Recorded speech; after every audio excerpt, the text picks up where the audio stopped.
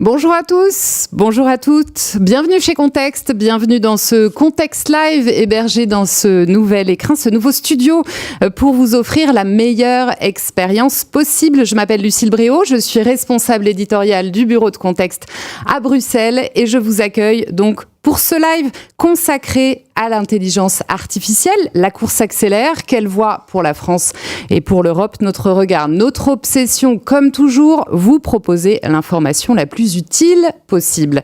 On est ensemble pour 45 minutes. 45 minutes pour revenir sur l'entrée en vigueur du règlement sur l'IA à Bruxelles le 2 février et pour tirer le bilan, évidemment, de ce sommet pour l'action sur l'IA qui s'est tenu à Paris les 10 et 11 février. Ce format, je le rappelle, c'est d'abord le vôtre. 45 minutes pour répondre à plusieurs questions. La France et l'Europe ont-elles vraiment les moyens de leurs ambitions face aux milliards américains?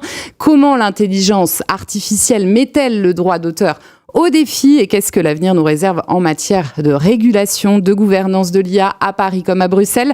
Ces questions, mais bien sûr les vôtres comme à chaque fois. Alors allez-y, je les attends en direct dans notre chat. Avec moi aujourd'hui pour se projeter un peu sur la suite, évidemment, 3 journalistes de Contexte les plus à même de vous s'éclairer sur ces sujets. Jamal El Hassani, bonjour. Bonjour Lucille, bonjour à tous. Jamal, tu es journaliste pour notre édition Tech à Paris. Tu as couvert le sommet pour l'action sur l'IA. De quoi vas-tu nous parler aujourd'hui, Jamal? Alors, je vais vous parler des investissements et des accords qui ont été signés au sommet de l'IA, et puis de tout ce qui reste à faire en France pour accompagner l'essor du secteur. Merci beaucoup, Jamal. Marie-Colin, bonjour. Bonjour Lucille, bonjour à tous. Tu es journaliste pour notre édition Tech à Bruxelles. Tu couvres tout ce qui a trait à l'IA dans la bulle européenne, du règlement sur l'IA, évidemment, au code de bonnes pratiques en construction. De quoi vas-tu nous parler aujourd'hui, Marie?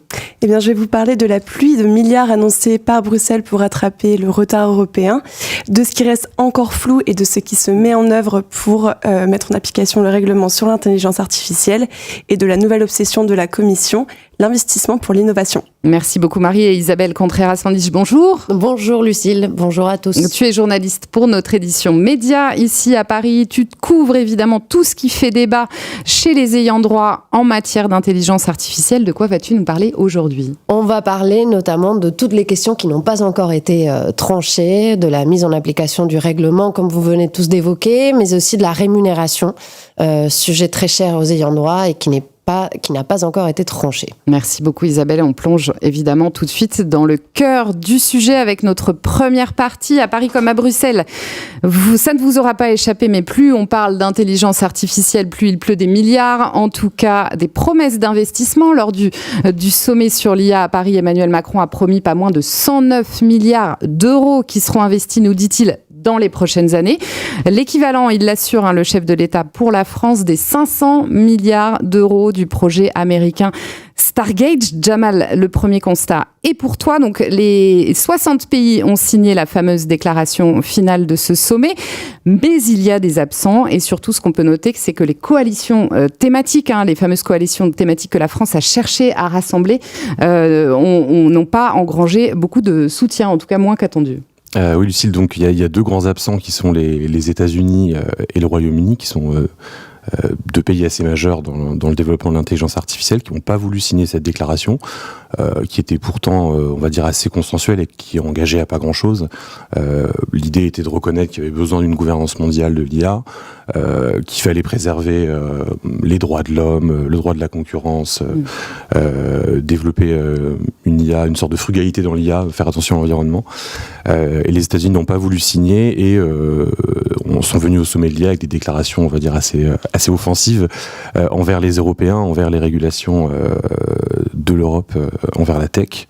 Donc il y a eu cet accord qui a été signé par une soixantaine d'États. Et puis ensuite, quand on est rentré dans le détail, donc la France a essayé de faire signer des coalitions thématiques et de demander aux États de s'engager sur des thèmes précis. Et donc là, ça a été beaucoup plus compliqué. On avait un groupe sur la gouvernance dans lequel il n'y a pas eu d'accord, en fait. Il n'y a pas eu d'accord qui a été signé, pas d'accord qui a été présenté. Et le groupe a constaté des désaccords sur un certain nombre de points. Sur le travail aussi, il n'y a pas eu d'avancée. Et puis, on a eu 2 autres coalitions sur l'environnement, donc sur l'IA durable et sur le développement d'une IA d'intérêt général. Et pour ces 2 groupes-là, on a à peine une dizaine d'États, donc ce qui veut dire que la France n'a même pas eu le soutien de tous les pays de l'Union européenne sur ce sujet-là. Sur ces 109 milliards d'investissements qu'on évoquait, est-ce qu'on sait où la France entend trouver cet argent ? Est-ce que le sommet a permis d'y voir plus clair ? Alors c'est Jamal. Principalement de l'investissement privé, c'est quasiment uniquement de l'investissement privé, qui vient surtout de fonds d'investissement et d'entreprises en fait qui investissent dans leurs propres infrastructures d'IA. Donc la plupart de l'argent va servir à développer des infrastructures d'IA, donc surtout des data centers et tout ce qui permet de développer des modèles, de les affiner, de les entraîner. Alors le chiffre est quand même un petit peu à relativiser. C'est-à-dire qu'on voit que dans ces 109 milliards, il y a quand même une partie de recyclage d'annonces qui ont déjà été faites. Je peux vous donner l'exemple d'Amazon, par exemple, qui avait annoncé l'année dernière au sommet de Choose France 6 milliards de dollars d'investissement. Et en fait, la même annonce a été refaite et on se rend compte que cet investissement, ces 6 milliards portent sur une période qui va de 2017 à 2031. Donc en plus, ils ont déjà été en partie consommés. On a également Iliad qui a recyclé une annonce à 2,5 milliards qui sont devenus 3, mais qui en fait ont déjà été annoncées l'année dernière. On a aussi une société américaine qui s'appelle Equinix qui a fait la même chose. Donc voilà, il y a pas mal de recyclage. Et puis en fait, ces annonces... pour beaucoup, les entreprises avaient déjà prévu de les faire et donc on va dire qu'elles ont eu la courtoisie sur la demande de l'Élysée de réserver ces annonces-là pour le sommet. Donc on peut remettre en question le chiffre. Les 109 milliards sont probablement un petit peu exagérés et pas forcément comparables au projet Stargate américain qui est un consortium d'entreprises qui vont tout ensemble avancer vers le même projet en fait, alors que là on a des promesses d'investissement assez disparates et parfois un peu floues. Donc très peu d'investissement public. Oui. On t'écoute, et beaucoup de recyclage. Jamal, maintenant que le sommet est derrière nous, on le comprend, hein, le défi pour la France, c'est de continuer de soutenir quand même ces pépites françaises avec un budget qui reste extrêmement contraint, aujourd'hui encore. Ouais, c'est un petit peu ce que ces annonces au sommet ont masqué en fait, c'est que dans le budget 2025 en France, on a une baisse assez inédite du soutien public et de l'investissement public dans l'innovation. Donc il y a eu plus de 2,5 milliards dans le plan France 2030, dans lequel il y a beaucoup d'investissements dans l'IA qui ont été coupés dans le prochain budget. Et puis l'année dernière, la France a formé un comité, le comité de l'IA, formé par des experts, des universitaires, des entreprises, qui a fait des recommandations. Et il recommandait à la France de tripler ses investissements dans l'intelligence artificielle, en disant qu'ils étaient largement insuffisant et que si on voulait arriver à une sorte d'équilibre avec les États-Unis par rapport à nos 2 tailles respectives, il fallait tripler ces investissements, dont une part d'investissement public. Il recommandait notamment de créer un fonds dédié à l'IA dans lequel l'État devrait mettre 3 milliards. Et ces recommandations n'ont pas été suivies par la France et la France a même fini par reconnaître qu'elle n'était pas capable de suivre ces recommandations parce qu'on était dans un contexte budgétaire contraint. Donc il y a des nouveaux investissements privés dans les infrastructures, mais dans le même temps il y a une baisse assez forte du soutien public au développement de ces technologies-là. Merci beaucoup, Jamal. Un autre constat, et je me tourne vers toi, Marie, à Bruxelles aussi. Hein, il pleut un peu des milliards en ce moment dès qu'on parle d'intelligence artificielle. Ursula von der Leyen a promis de mobiliser 200 milliards d'euros. Ce n'est pas rien. Un grand plan Investia pour faire de l'Europe le continent de l'IA. Marie, est-ce qu'on sait également, même question pour Jamal, d'où vient cet argent et ce qui se cache derrière cette stratégie ? Tu es un petit peu enquêté pour voir ce qu'il y a derrière cette enveloppe. Déjà, je rejoins complètement le constat qui vient d'être posé. En fait, il faut aller voir un peu dans les détails et on se rend compte que c'est le diable qui se cache un peu dans les détails. Et le verbe le plus important finalement, le mot le plus important dans cette déclaration, c'est mobiliser, puisqu'il y a vraiment pas eu... c'est pas de l'argent qu'on a posé sur la table là maintenant, c'est des choses qui vont se faire progressivement. Et de ce que j'ai compris en essayant un petit peu de creuser derrière cette annonce, qu'est-ce qu'il y avait, on a en fait 2 choses à distinguer. Il y a à la fois Invest AI, qui est là pour le coup un nouveau fonds d'investissement public-privé européen, qui va lui-même aller puiser dans des fonds déjà existants. Donc un peu de recyclage aussi. Voilà, on est dans la même logique de recyclage, donc ça va aller puiser dans Horizon Europe, Digital Europe, InvestEU. Il y a aussi une participation de la Banque européenne d'investissement à travers le programme d'investissement Tech-EU, qui fait partie de la feuille de route de la Banque européenne d'investissement. Donc là, c'est pareil, déjà des choses qui étaient annoncées. Et réellement, en fait, le chiffre important dans ces annonces, c'est les 20 milliards, qui est la première enveloppe pour ce nouveau fonds d'investissement.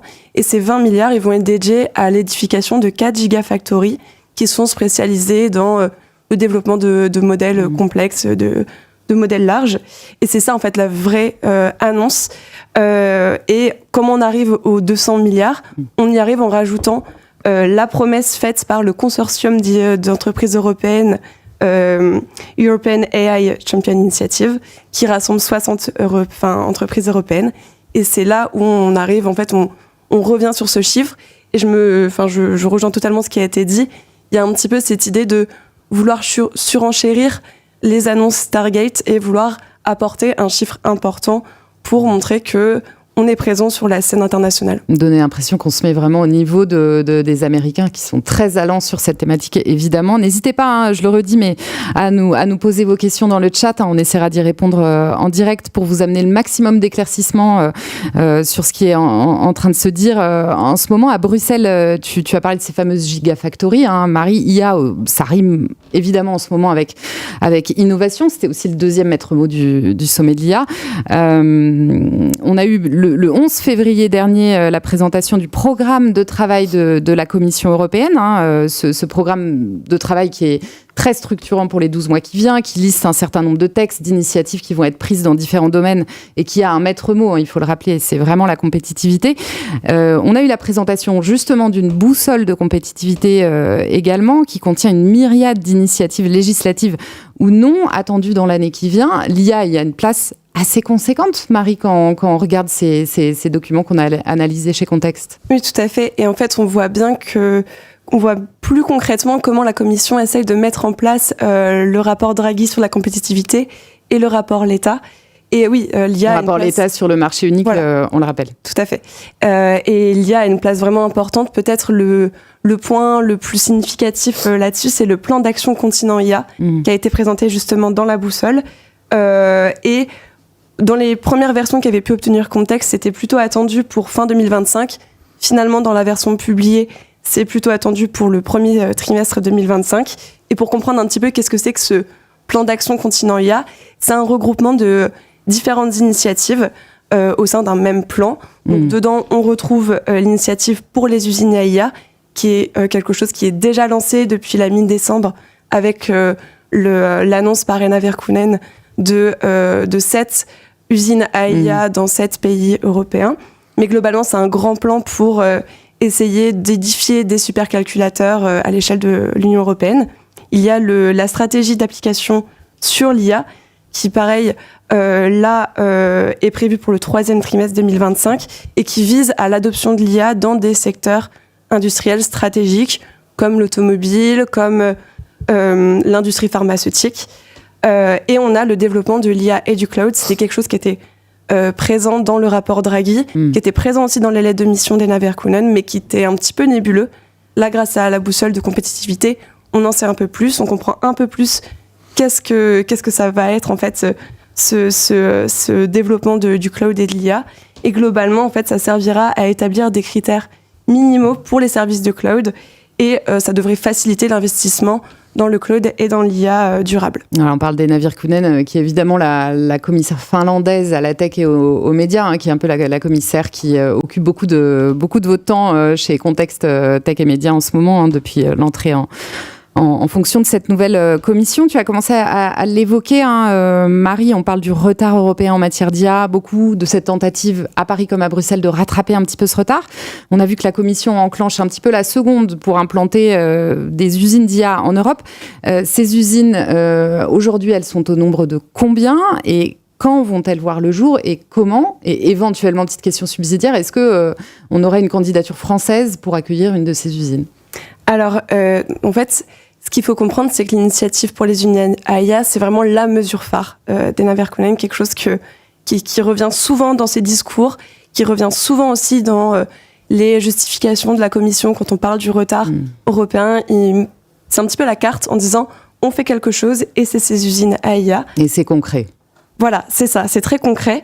Et globalement, en fait, ce qu'il y a un peu derrière, donc, c'est lancer des supercalculateurs européens. Donc, c'est vraiment essayer de favoriser l'infrastructure européenne pour le développement de l'intelligence artificielle. Et comme je le disais, donc ça a été, il y a eu d'abord une ouverture de candidature. Des pays ont pu présenter leur candidature. 7 ont été retenus. Notamment l'Allemagne, la Finlande, la Grèce, l'Italie, l'Espagne, etc., qui avaient l'espace pour accueillir ou développer ces supercalculateurs. D'autres pays sont aussi en soutien financier notamment pour développer ces supercalculateurs-là. Ils pourront aussi les exploiter. Et ces premières usines, elles ont coûté quand même 1,5 milliard d'euros d'investissement, pareil, venant de programmes d'investissement national et européens. Et le déploiement de ces premières usines est prévu pour entre 2025 et 2026, premier trimestre. Est-ce qu'on a une candidature française à date ou pas ? Alors oui, il y a une candidature française, mais elle a été mentionnée par Henna Virkkunen lors d'un discours. Lors du sommet. Lors du sommet, tout à fait. Nous, c'est quelque chose qu'on a pu aussi repérer dans des documents qu'on a pu obtenir. Pour l'instant, il n'y a pas d'officialisation. Ce qu'on sait, c'est que les candidats avaient jusqu'au 1er février il y avait de nouveau une ouverture de candidature. Ils avaient jusqu'au 1er février pour se déclarer. Et voilà. Donc, on pense que ça va arriver dans les jours à venir ou dans la période à venir, où il va y avoir une officialisation de qui sont les nouveaux candidats pour ces supercalculateurs. Merci beaucoup Marie, on va prendre certaines de vos questions. Merci encore de nous alimenter dans le chat. On va peut-être commencer par celle de Paul Olivier qui nous demande Stargate n'est-il jamais pas lui aussi largement surestimé ? Donc Stargate, cette enveloppe énorme de 500 milliards d'euros, est-elle surestimée ? Alors je ne sais pas si on peut amener une réponse aujourd'hui à Paul Olivier, peut-être Marie ou Jamal. Je peux répondre. Il est probable que Stargate soit également un petit peu exagéré. En tout cas, on sait qu'il y aura une première tranche de 100 milliards qui doit arriver dans l'année. Et puis ensuite, c'est censé être 500 milliards sur 4 ans. Donc on verra ensuite si, après la première tranche, tout ça se réalise. Mais en tout cas, le projet, on va dire, est un projet unifié entre un consortium d'entreprises. Et donc c'est un petit peu différent des annonces qui sont un peu parties dans tous les sens qu'a fait la France. C'est pas tout à fait comparable, en tout cas. Mais oui, il est possible aussi que ça soit exagéré comme les annonces françaises. Merci beaucoup, Jamal. Autre question. Anna nous demande, outre le financement de ces 4 gigafactories d'IA qu'on évoquait, est-ce qu'on sait déjà, et c'est vraiment un petit peu la question qu'on se pose aussi régulièrement, et toi Marie particulièrement chez Contexte, où iront les 30 milliards d'euros restants annoncés par Ursula von der Leyen ? C'est un peu toute la question. Est-ce qu'on peut y répondre aujourd'hui ? Alors en fait, ces 30 milliards, ce qu'il faut comprendre, c'est qu'ils sont pour le moment hypothétiques. De ce que nous, on en comprend, de ce qu'on a posé la question en se disant, ok, bon, il y a ces 20 milliards, on n'arrive pas aux 50 milliards qui ont été annoncés lors du sommet. Donc ces 30 milliards, nous, ce que nous a dit la Commission, c'est qu'ils sont à prendre avec des pincettes, dans le sens où c'est de l'argent qui est attendu suite à l'édification de ces 4 gigafactories. En gros, on espère un retour sur investissement, en fait, en quelque sorte, en se disant, ok, on va mettre en place ces 4 gigafactories, et par la suite, il y aura de nouveau des investissements. Donc pour l'instant, en fait, ils sont pas sur la table, comme je le disais. Donc je peux encore moins dire vers où ils seront fléchés de façon très concrète. Et je vais prendre une dernière question pour cette partie, question d'Arthur, qui nous demande quel narratif, alors pardon, je remonte un petit peu dans le chat, quel narratif et quels arguments sont le plus souvent mobilisés par la Commission pour justifier ces investissements, peut-être officiellement et un peu plus officieusement, de ce que tu peux en dire peut-être toi spécifiquement, Marie. Est-ce qu'on est dans la compétition économique stricto sensu, dans une course à l'armement? C'est vrai qu'en ce moment, on entend beaucoup aussi parler d'IA sur les questions de défense et ce n'est pas neutre. Est-ce qu'on sait quel est l'objectif de la Commission avec ces investissements massifs, en tout cas qui se veulent massifs? Alors je ne veux pas parler pour la Commission ni être la porte-parole, mais on est vraiment dans une logique d'essayer de se faire une place sur la scène internationale, de développer des champions européens et d'essayer de changer un petit peu peut-être ce discours qu'on entendait souvent de les États-Unis innovent, l'Europe régule. Je pense qu'il y a cette volonté de se placer dans un nouveau discours en disant non, en fait, nous aussi, on peut innover et on va mettre de l'argent pour que ça se fasse de la meilleure des manières. Globalement, c'est comme ça que je le comprends. Merci beaucoup, Marie. Une dernière question que je vais t'adresser à toi. Jamal, question de Xavier concernant les investissements dans nos startups françaises plus spécifiquement. Est-ce qu'on ne va pas finalement continuer à être dépendant des investissements des fonds anglo-saxons / américains ? Alors, Xavier nous demande notre point de vue. Évidemment, on n'est pas là pour donner notre point de vue, mais qu'est-ce qu'on peut dire de ce niveau de dépendance vis-à-vis des anglo-saxons ? Oui, merci Xavier pour la question. Je voulais en parler tout à l'heure, je n'ai pas eu le temps. Justement, ces 109 milliards qui ont été annoncés masquent aussi un problème qui est en France et en Europe, qui est un manque de fonds et de capital risque disponible pour les startups. Le problème se posait déjà avant l'émergence de l'IA générative. Et il est accru maintenant parce que les besoins de financement dans l'IA sont énormes. Donc on a toujours ce problème de manque de capital disponible en Europe, ce qui fait que les startups, quand elles ont besoin de fonds assez conséquents, en fait, se tournent beaucoup vers des fonds anglo-saxons ou asiatiques. Donc il y a toujours cette dépendance à ces fonds étrangers que certains considèrent comme problématiques. Et puis la deuxième problématique corollaire, c'est que il y a aussi un manque de fonds disponibles en bourse. Et donc pour les entreprises européenne, c'est compliqué d'imaginer un avenir qui sort des levées de fonds et de cette dépendance aux investissements parce qu'on manque de fonds et d'expertise en Europe et donc les introductions en bourse d'entreprises technologiques se passent assez mal en général et répondent pas à leurs attentes. Et là-dessus, la France compte un petit peu sur l'Europe, notamment avec des réformes comme l'Union des marchés de capitaux qui est censée doper les capacités d'investissement en Europe. Mais il y a toujours un manque d'accord à Bruxelles et de consensus sur le sujet, donc on ne sait pas vraiment dans quelle mesure ça pourrait progresser. Voilà. Merci beaucoup d'avoir répondu à Xavier Jamal. Et pour aller un petit peu plus loin sur ces sujets qu'on vient d'évoquer, 2 articles signés Jamal El Hassani et Marie Colin qui sont sur ce plateau pour l'édition Tech de Contexte. Sam vous les partage en ce moment dans le chat. Au sommet de l'IA, les États-Unis maltraitent les Européens. Là, c'est évidemment pour revenir sur cette charge très forte des Américains au moment du sommet sur les régulations européennes en la matière. Et un deuxième article, gouvernance, environnement, travail au sommet sur l'IA, l'échec des accords thématiques. C'est ce qu'on évoquait en début de ce live pour vraiment aller un petit peu plus loin sur le bilan de ce sommet. On en vient à notre deuxième partie consacrée à la régulation de l'IA. C'est l'autre gros morceau évidemment en ce moment à Paris comme à Bruxelles. La Commission continue de mettre en place l'IA Act et en parallèle, on accélère à fond sur l'innovation, on vient de commencer à en parler. 2 constats avant de prendre vos questions. Le premier constat pour Marie Colin, sur la mise en œuvre du règlement sur l'IA, qui évidemment tu suis avec beaucoup d'acuité. Où est-ce qu'on en est aujourd'hui ? Alors on en est vraiment au tout début. Donc l'IA Act, il a vraiment été pensé pour se mettre en œuvre très progressivement. Et là, depuis le 2 février, il y a la première mise en application sur les interdictions pour les IA dites à risque inacceptable. Et pour que les déployeurs et les fournisseurs de modèles comprennent, la Commission avait annoncé qu'elle publierait des lignes directrices sur ces premières interdictions. Donc ces lignes, elles sont non contraignantes, c'est vraiment vu comme étant un guide pour comprendre globalement qu'est-ce que c'est que ces premières règles qui tombent.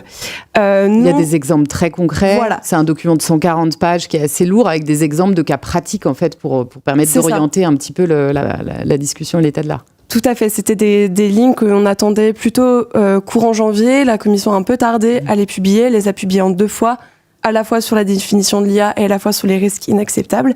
Et oui, tout à fait, il y a des exemples parce que pour rédiger ces lignes directrices, la Commission s'est appuyée sur des consultations qu'elle avait menées mi-décembre, il me semble, en tout cas fin de l'année. Elle avait demandé en fait à différentes parties prenantes, donnez-nous des exemples pour que ces lignes soient le plus utiles possible. Et on attend aussi le 3e draft du code de bonne pratique.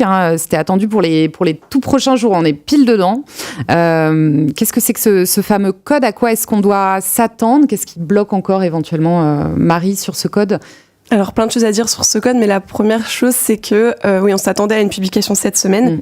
Finalement, on a appris lundi qu'elle serait retardée, puisque les parties prenantes participant à ce code, donc je rappelle, il y en a 1000 environ, avaient besoin de plus de temps pour leur consultation. C'est d'ailleurs une critique qui est revenue de façon régulière.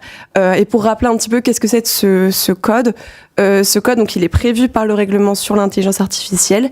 Il est vraiment vu comme un outil central pour aider les déployeurs à se mettre en conformité avec le règlement. Donc, il est non contraignant. Et pour le rédiger, la commission a pris le pari de se dire, OK, on va mettre différentes parties prenantes, donc que ce soit des universitaires, que ce soit des spécialistes, qui vont tous ensemble participer à différents groupes de travail pour édifier les règles. Voilà. Et donc, là, il y a encore beaucoup de choses à attendre, beaucoup de points qui sont assez controversés, puisque forcément, des intérêts sont très divergents à l'intérieur de ces réunions dans lesquelles participent les parties prenantes. Donc, beaucoup de choses à attendre. Et une troisième version qui devrait être publiée dans les jours à venir. Et tu l'as évoqué brièvement, mais la méthode ne fait pas l'unanimité. On demande aux parties prenantes de se positionner assez vite, d'être très actives. Tout à fait. Et effectivement, tu as enquêté. Il y a un article d'ailleurs qui est paru chez Contextex cette semaine qui nous raconte un petit peu l'envers de ce décor, qui n'est pas forcément hyper folichon. Oui, c'est ça. En réalité, oui, c'est très compliqué pour les parties prenantes de vraiment se dédier à 100% à tout cela, surtout quand des structures sont plus petites, parce que ça demande beaucoup de temps, c'est très chronophage. C'est ce que me disait notamment une source qui avait moins de spécialistes sur la question, donc il y a vraiment un processus très chronophage. Mais globalement, ce que les parties prenantes reprochent à ce processus, c'est à la fois de ne pas avoir assez de temps pour rendre leur consultation. L'exemple qui avait été donné, c'est la deuxième version a été publiée juste avant les congés. Et les consultations devaient être rendues le 13 janvier. Et en fait, ce qui laissait du coup très peu de temps aux parties prenantes pour rédiger leur consultation. Il y a aussi l'impression un peu de cacophonie, l'impression de ne pas réussir à se faire entendre. Alors, bien sûr, c'est des choses à prendre avec, pareil, des pincettes, parce que c'est leur vision des choses. Ils reprochent sur le fond aussi au code d'être une espèce de véhicule législatif pour faire passer tout un tas de mesures qui ont été écartées du règlement sur l'IA. Donc voilà, la commission, elle, nous dit que le processus se déroule bien et qu'il faut encore en espérer beaucoup. Merci beaucoup Marie. Je vais me tourner vers toi, Jamal, à présent, parce qu'évidemment, quand on parle de règlement sur l'IA, il y a la manière dont il va être appliqué chez nous en France. La commission dicte les règles, mais pour l'instant, elles ne sont pas vraiment appliquées au niveau national chez nous. Oui, elles ne sont pas encore toutes appliquées et un des principaux enjeux, ça va être la désignation des autorités qui seront compétentes dans le cadre du règlement sur l'intelligence artificielle. Donc la France, elle doit désigner des autorités de surveillance de marché d'ici la mi-2025 et elle doit faire d'une de ces autorités de surveillance de marché un point de contact unique, c'est-à-dire l'interlocuteur avec la commission, avec le public, avec les autres États membres. Donc tout ça a évidemment donné lieu en France à un certain nombre de jeux de pouvoir avec des autorités qui se positionnent, qui souhaitent récupérer des compétences sans tout à fait le dire publiquement non plus. C'est toujours une danse un peu particulière. Et donc on a publié chez Contexte fin janvier un schéma de gouvernance provisoire que je vous invite à aller regarder pour ceux qui ne l'ont pas vu, qui montre que la France a plutôt choisi en fait un éclatement des compétences. Il y a d'autres pays qui ont envisagé plutôt d'avoir une grande autorité de l'IA, de créer une nouvelle autorité. Et donc là, on serait plutôt sur une répartition qui est cohérente avec les compétences historiques des autorités françaises. Donc la CNIL récupère des compétences sur les données personnelles, les libertés fondamentales, etc. L'ARCOM sur l'information, la désinformation, et puis la DGCCRF sur la protection des consommateurs.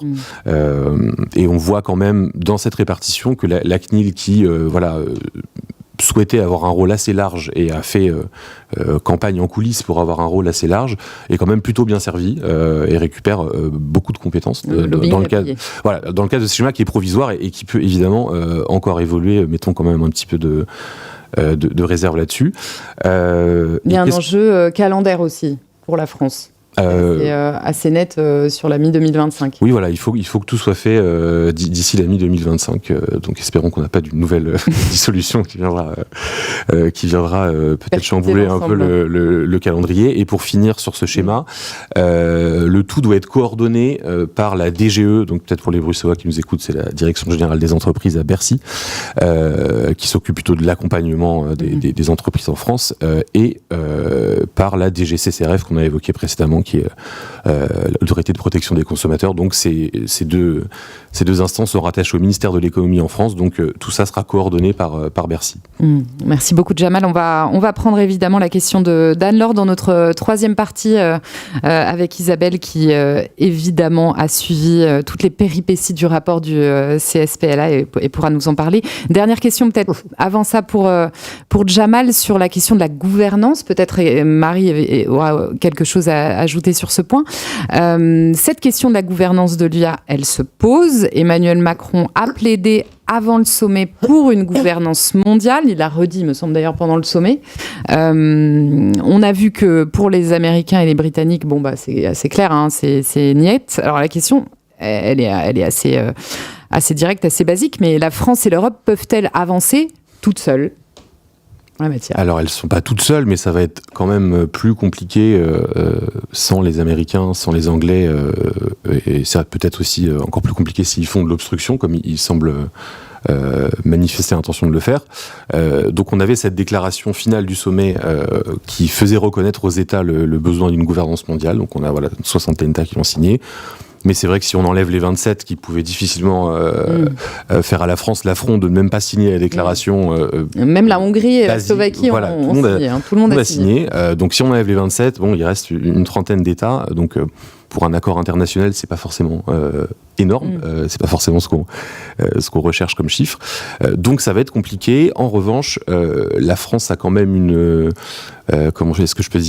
solution de repli, on va dire, qui est le partenariat mondial pour l'intelligence artificielle. Donc c'est une instance qui a été créée en 2020 sous l'impulsion de la France et du Canada et qui regroupe plusieurs dizaines d'États. Historiquement plutôt issus de l'OCDE, donc du club des pays riches, et qui discutent de gouvernance. Et donc la France cherche en fait à faire de cette instance le principal espace de discussion internationale pour parler de gouvernance. Donc par exemple les membres du PMIA se sont réunis juste avant le sommet de l'IA pour un petit peu accorder leur violon avant le début. Donc il y a quand même ce club d'États dans lequel sont les États-Unis et le Royaume-Uni, mais qui historiquement était plus collaboratif. Il y a quand même ce club d'États qui partagent une partie des objectifs de la France et qui souhaitent avancer. On peut penser à l'Inde, par exemple, qui va organiser le prochain sommet et qui a totalement soutenu toutes les déclarations et objectifs français. Donc voilà, ça peut avancer dans le cadre du partenariat mondial sur l'intelligence artificielle, mais ça risque d'être compliqué sans les Américains, sans les Chinois, qui n'en font pas partie. Merci beaucoup, Jamal. Merci, Marie. Et pour aller plus loin, là encore, sur le code de bonne pratique, la gouvernance, un article ou deux à parcourir chez Contexte Tech et Contexte Média, le code européen de bonne pratique de l'IA dans la tourmente. On en a parlé tout à l'heure, il est signé Marie Collin pour tout comprendre des discussions en ce moment autour du troisième draft qu'on attend. Et à Bruxelles, une pluie de textes pour doper la compétitivité européenne. C'était une grande frise chronologique réalisée par le bureau de Contexte à Bruxelles pour voir un petit peu... à quoi il faut s'attendre dans l'année qui vient jusqu'à début 2026 en matière de compétitivité. Merci à Samuel de nous partager évidemment ces deux papiers dans le chat. On va terminer ce live par notre troisième partie. Je vais me tourner vers Isabelle qui est avec nous en plateau avec un focus assumé sur le droit d'auteur. Alors avant le sommet, Isabelle, c'était assez net. Les ayants droit avaient exprimé une demande on ne peut plus clair à Emmanuel Macron. Défendez-nous, défendez le droit d'auteur. Là encore, deux constats avant de prendre vos questions. Le premier, les ayants droit s'attendaient à des mentions spécifiques du respect de la propriété intellectuelle. Et finalement, c'est une grande déception, Isabelle. C'est pas totalement une grande déception, mais on va dire que eux, ils préfèrent voir le verre à moitié plein. C'est-à-dire que la propriété intellectuelle, effectivement, elle est bien mentionnée dans la déclaration finale du sommet de l'IA, mais les ayants droit, ils avaient l'ambition de rattacher à cette déclaration une charte qui préparait au niveau européen depuis quelques mois et qui allait beaucoup plus loin dans le respect du droit d'auteur et aussi qui s'acheminait vers la rémunération, le gros sujet dont on parlera tout à l'heure. Après, pourquoi à moitié plein ? Parce que effectivement, ils n'ont pas obtenu les mentions qu'ils voulaient, mais le droit d'auteur a quand même été présent. Déjà de par Rachida Dati, la ministre de la Culture, qui dès le départ, c'est vrai qu'elle s'est quand même battue politiquement, où elle a fait comprendre ou savoir qu'elle était en train de le faire. Les ayants droit, ils ont obtenu dans l'organisation du sommet cette fameuse table ronde dans le programme où on parlait de défense de la création. Ça a mis du temps à venir. Il y a eu des coups de pression, mais finalement, ils l'ont quand même obtenu. Et puis surtout, il y a eu les déclarations d'Emmanuel Macron. Et ça a été le moment clé, je pense, pour eux, parce que dès le départ, on doit revenir aux négociations du règlement sur l'IA. Emmanuel Macron avait une position qui était plus tournée vers la défense de l'innovation. Les ayants droit se plaignaient justement de cette position.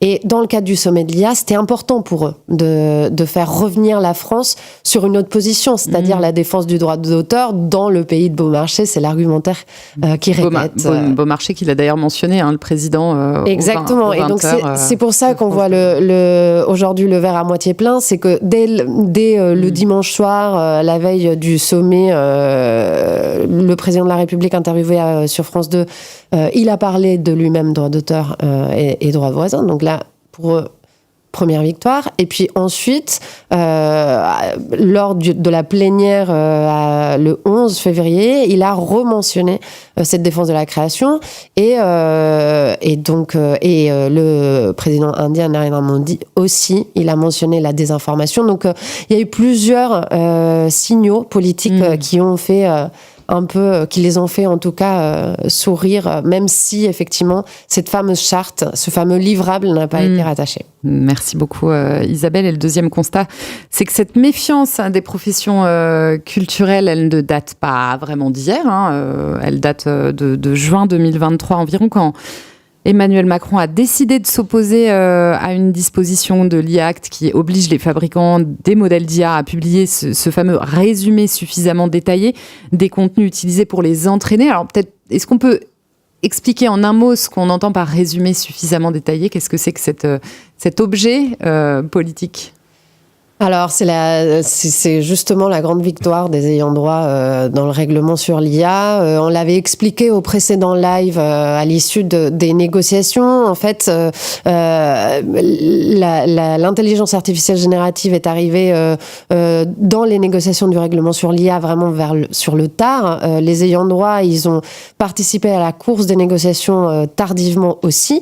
Et pour eux, leur grande victoire, ça a été justement de faire apparaître dans ce texte ce devoir de transparence sur les données qui ont été entraînées et utilisées par les fournisseurs d'IA. Et donc ce devoir de transparence incarne donc ce fameux résumé suffisamment détaillé que le bureau de l'IA, que ma collègue Marie suit de beaucoup plus près, est en train de se mettre en place, c'est-à-dire que les ayants droit vont pouvoir se tourner vers ce bureau de l'IA pour savoir, à travers ce résumé suffisamment détaillé qui doit être désormais fourni par les IA, par les entreprises d'intelligence artificielle, quelles sont les données qui ont été utilisées. Alors, ça reste un exercice effectivement de transparence pour tous ces ayants droit qui, dès le départ, dès l'irruption d'ailleurs de ChatGPT, pour n'en nommer qu'un, ils réclament justement de savoir qu'est-ce qui est utilisé et qu'est-ce qui ne l'est pas. Et justement, c'est peut-être l'occasion de se saisir de la question d'Anne-Laure dans le chat, qui nous demandait il y a quelques minutes si les autres États européens ont commencé à imaginer chacun la forme que devrait ou pourraient prendre selon eux le résumé des œuvres utilisées pour l'entraînement, à l'instar du fameux rapport du CSPLA qu'on évoquait tout à l'heure.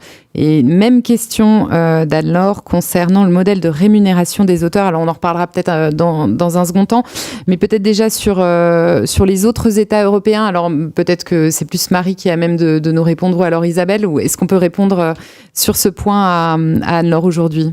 Ou est-ce qu'on n'a pas encore la réponse ? Moi, je ne sais pas, j'imagine, parce que de toute façon, dans le cadre du code de pratique et de toute façon, la commission travaille sur la mise en place, justement, et la mise en œuvre de ce règlement sur l'IA. Donc, il y a eu plusieurs, j'imagine, contributions. Moi, je ne le sais pas. En tout cas, moi, j'ai suivi la contribution française qui a été extrêmement poussée par le ministère de la Culture. Donc, c'est ce fameux rapport du CSPLA signé Alexandra Bensamoun qui a été finalisé je ne me souviens plus exactement de la date, mais en fin d'année. Mois de décembre 2024. Exactement. Non seulement ils ont essayé, il a été évidemment traduit à l'anglais, il y avait un modèle de template, donc le modèle qui devrait permettre de faire concrètement ce résumé suffisamment détaillé, qui a été vraiment très poussé par la France. Après, j'ai plutôt suivi le débat national et ce modèle du CSPLA, il demandait une granularité des données qui devaient être montrées, qui ne plaisaient évidemment pas à la tech, qui crie toujours au secret des affaires. Donc voilà. Je ne sais pas pour les autres pays européens, j'avoue. Ouais, moi non plus. C'est vrai que c'est très français. C'est beaucoup la France qui a poussé ce texte-là, mais je pense que tu as bien résumé cette position. Merci beaucoup à toutes les deux. Et l'autre gros sujet, on l'évoquait aussi, et Anne-Laure nous posait la question, c'est évidemment la question de la rémunération. Isabelle, question qui va beaucoup nous occuper à Paris comme à Bruxelles. Quelle forme ça va prendre dans les mois à venir ? Est-ce qu'on le sait déjà ? Qu'est-ce qu'on peut en dire aujourd'hui ? Alors, la rémunération, en fait, elle n'est pas dans le règlement sur l'IA. C'est surtout ça qu'il faut comprendre dans cette affaire. C'est qu'en fait, le règlement sur l'IA reconnaît ce devoir de transparence, et cette étape-là, pour les ayants droit, c'est le préalable à ensuite obtenir cette rémunération. Mais cette rémunération, elle a besoin d'un véhicule, et si possible, législatif au niveau européen. Donc aujourd'hui, on n'en est pas là du tout. Et dans une Europe, comme viennent d'expliquer mes collègues, qui est en train d'investir pour aller vers l'innovation, on voit mal une Union européenne qui impose une rémunération alors que, c'est quand même un sujet assez délicat. N'empêche, au niveau français, il y a une concertation qui va être lancée de ce qu'on sait peut-être là sous peu en mars. Donc elle a été annoncée par la ministre de la Culture Rachida Dati et par la ministre de l'Intelligence artificielle Clara Chapaz, et qui vise justement à mettre autour de la table, c'est déjà ça, les acteurs de la tech et les ayants droit pour qu'ils puissent discuter dans un cadre que elles décrivent comme fécond et calme autour de cette question épineuse de la rémunération. Alors, on verra où ça va, où ça nous mène. Après, ça reste...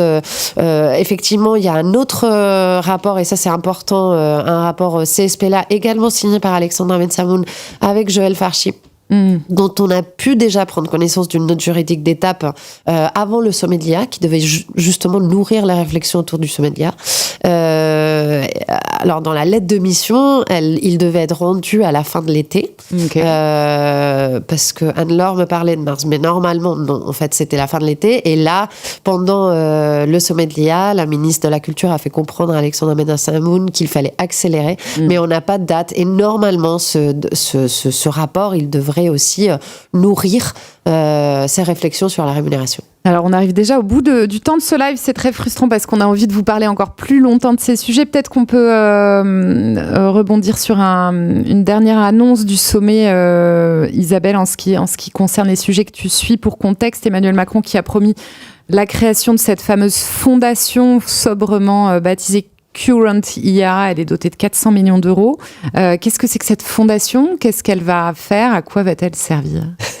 Alors, Cette fondation, c'est beaucoup d'engagement avec des projets qui ne sont pas menés par la fondation elle-même, mais qui sont soutenus plutôt par cette fondation. Donc, dans les projets qui ont été déjà annoncés, il y a notamment Common Corpus, qui est une grande base de données ouverte d'entraînement de grands modèles d'IA et qui est open source. Et il y a aussi un autre projet qui c'est une large plateforme qui devrait faciliter, de ce qu'on comprend, justement, que la monétisation des données et la rémunération puissent se faire. Or, aujourd'hui, en tout cas, côté français, les ayants droit n'ont pas été vraiment mis encore dans la boucle sur ce projet. Et puis, ça reste aussi un outil technique, alors qu'aujourd'hui, comme on a expliqué tout à l'heure, on a plutôt besoin d'un élan politique et économique. Donc, on ne sait pas trop vers où ça va encore. Et on va continuer de l'observer chez Contexte Média avec toi, Isabelle. Alors, pour aller plus loin sur cette bataille des ayants droit, 2 articles à lire. Les envies des ayants droit français sur le template de l'IA générative. Il est signé Isabelle Contreras. On vous l'affiche dans le chat, évidemment. Et à huis clos, ayants droit et tech cherchent à s'entendre sur l'opt-out de l'IA sous la plume de Guénaël Pépin pour Contexte Média depuis Bruxelles. Et voilà, il est déjà un peu plus de 11h45. C'est la fin de ce live spécial consacré à la course à l'intelligence artificielle qui s'accélère à Paris comme à Bruxelles. Merci encore pour votre fidélité. Merci à Jamal, à Marie, à Isabelle pour leurs éclairages, à Samuel pour la modération, à Nicolas Kefelec et Frédéric Dubosc pour le design de notre nouveau très beau décor. Dites-nous ce que vous avez pensé de ce format. Surtout, vous allez recevoir un lien vers un questionnaire de satisfaction dans 1 minute. C'est très utile pour nous pour améliorer nos contenus. N'hésitez pas à le remplir. Pour aller plus loin, évidemment, je vous invite à vous plonger sur contexte.com, à aller parcourir nos briefings quotidiens de nos éditions Tech et Médias. On se retrouve très bientôt pour un prochain live. Merci encore pour votre fidélité. Le prochain live, il sera animé par Yann Guégan. Ce sera le 27 mars. Il sera consacré au Salon de l'Agriculture avec les journalistes de l'édition Agro de Contexte. Merci à tous.